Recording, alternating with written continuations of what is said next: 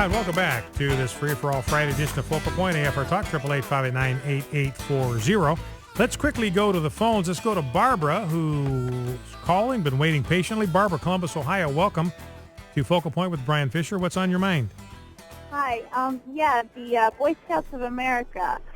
My husband and his brother and my brother were all Eagle Scouts, and my son was in Cub Scouts, and my husband actually had a troop, was a troop leader up until last night. Until last night? Yes. He had talked with his troop and their parents last year when this all came about, that there was going to be a vote, and they all decided that if it passed, that they would allow homosexuals, that they would disband their group, their troop.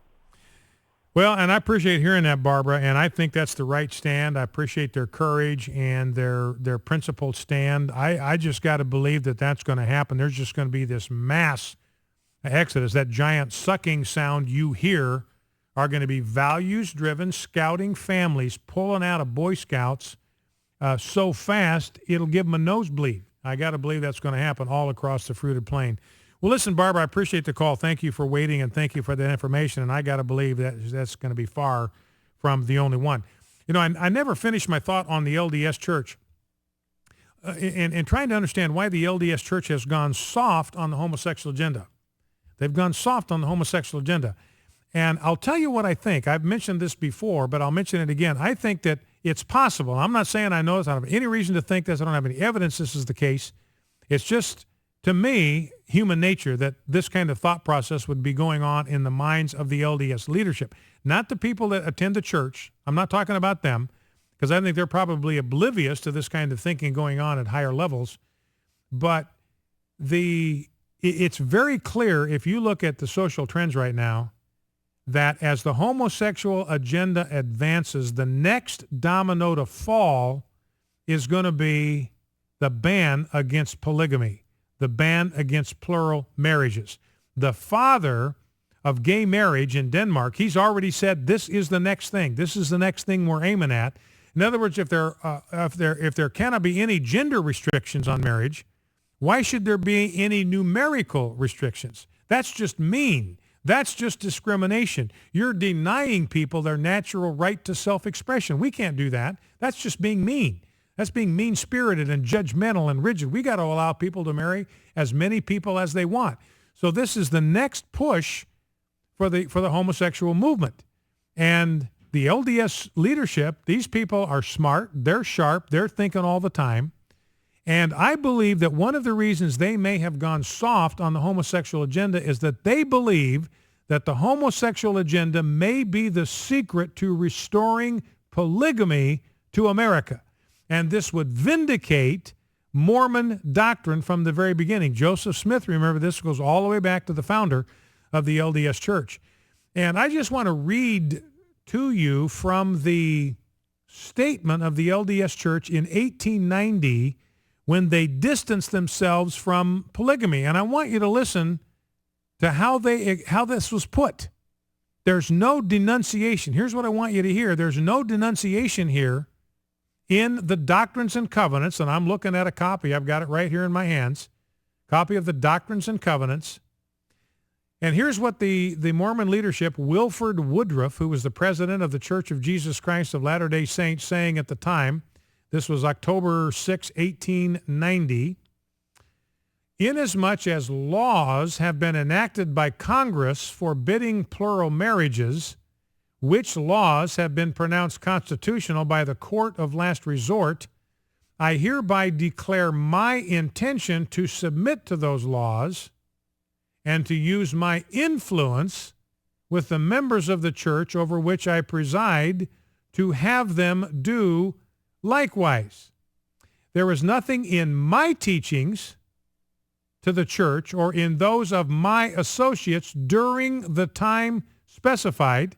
Notice he's just talking about himself. He's talking about a limited time frame, which can reasonably be construed to inculcate or encourage polygamy. And I now publicly declare that my advice to the Latter-day Saints is to refrain from contracting any marriage forbidden by the law of the land. Now, did you hear that? That's the thing I want to stress.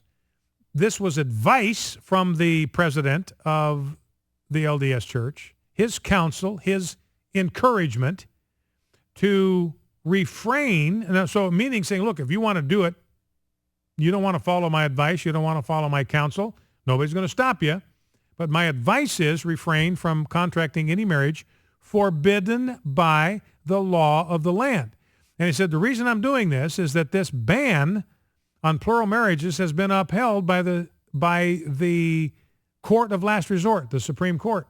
In other words, if the Supreme Court ever changes its ruling and plural marriages now become permitted by the court of last resort, then the Mormon Church is in a position where they can get right back endorsing it, practicing it, and pulling out all of the statements from Joseph Smith, Brigham Young, who had 47 wives, and return polygamy to the LDS Church, and they will feel vindicated.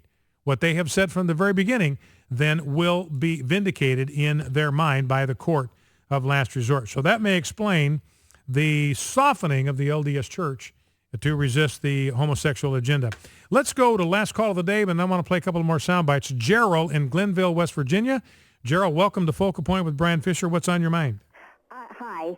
I'm a little bit puzzled because I'm puzzled at the thinking of the Boy Scouts and the lack of uproar. I don't have TV, so maybe I missed something. When the court forced the Boy Scouts to reveal the pedophilia that was already going on, that passed almost unnoticed as far as I could tell. And why did the Boy Scouts not just let it go? And why did they sort of put the spotlight on themselves with this gayness? Why did the Boy Scouts put the spotlight on the sexual molestation that had taken place in the... Yeah. Okay. Yeah, well, it's sort of, why, when that passed, as I say, I didn't hear much about it when the courts made them open their records.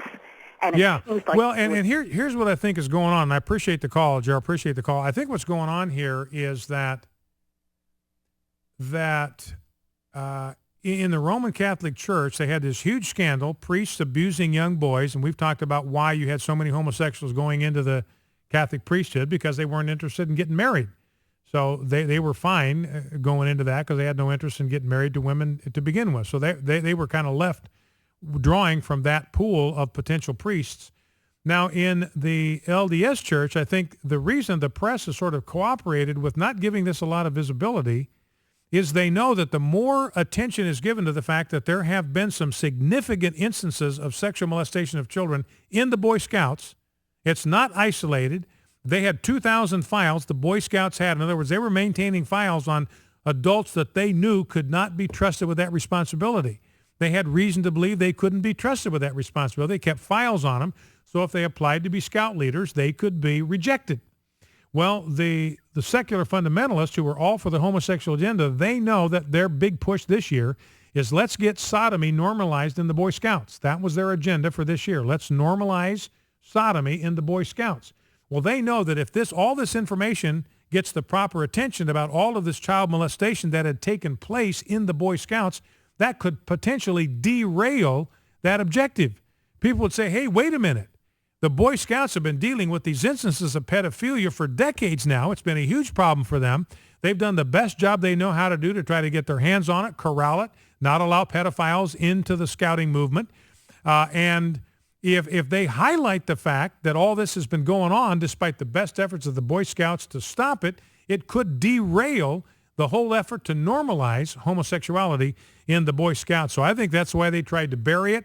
You've got leadership at the scout level obviously wanting this change to happen. They advocated for it. The president of the Boy Scouts advocated for it. The chief executive officer, the highest paid guy, he's advocating for it. So they did not want anything that would threaten this implementation of this agenda to come to light. So that's why I think they buried it. Now, one last thing. I want to play this soundbite. Eric Holder committed perjury before Congress.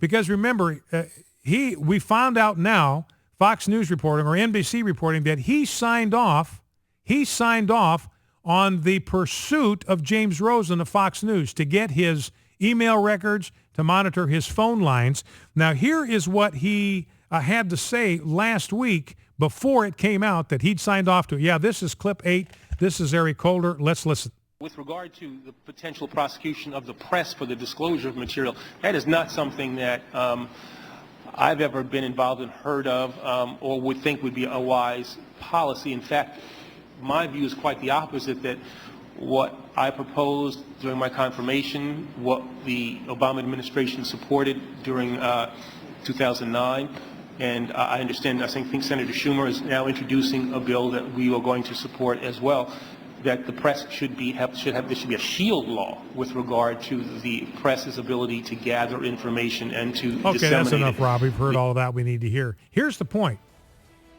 We now know from NBC News that Eric Holder signed off on the search warrant that identified Fox News reporter James Rosen as a possible co-conspirator and a violator of the Espionage Act. It was Eric Holder that personally authorized the seizure of his private emails.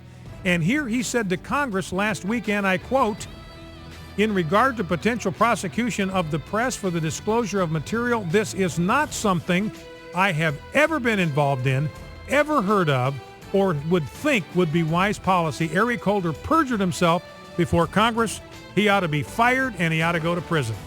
Well, that's it for this week of Focal Point. Here's a blessing for your weekend. Now to him who is able to keep you from stumbling and to present you blameless before the presence of his glory with great joy, to the only God, our Savior, be glory, majesty, dominion, and authority forever. See you Monday. The views and opinions expressed